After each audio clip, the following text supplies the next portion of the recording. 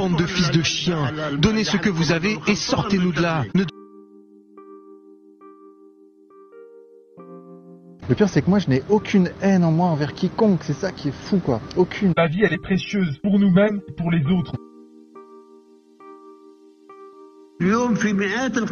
Chaque jour, il y a des centaines de morts. Pourquoi? Ils refusent de libérer l'otage américain.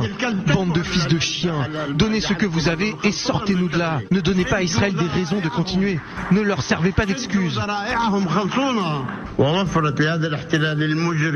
Le Hamas a fourni à l'occupation criminelle des prétextes pour commettre ces crimes dans la bande de Gaza, à commencer par les otages. Pourquoi retenir des otages? C'est moi qui en paye le prix. C'est notre peuple qui en paye le prix. Pas Israël. Avez-vous vu à quel point le nombre de Palestiniens tués a augmenté depuis 2007? Nous en payons le prix chaque jour. Mes frères, libérez-les.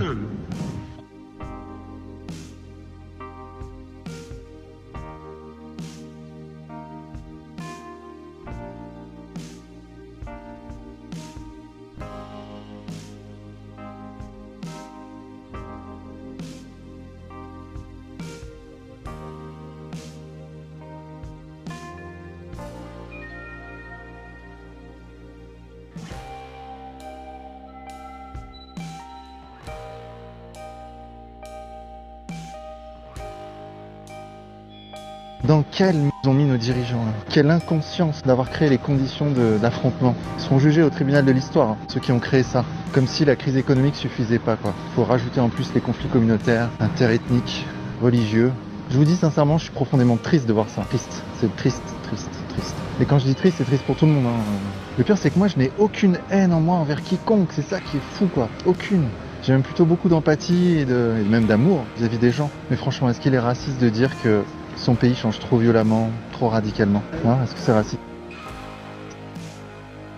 Donc là, ça vient d'arriver, une attaque dans un lycée, un gamin de 15 ans qui tue une fille, en blesse 3 autres, alors qu'il devait y avoir des portiques. Vous voyez que les gamins ne pouvaient plus rentrer avec des couteaux, que ça allait être contrôlé. J'ai l'impression que tout ce que fait le gouvernement, tout ce que fait, ça tombe à l'eau, et c'est pire après.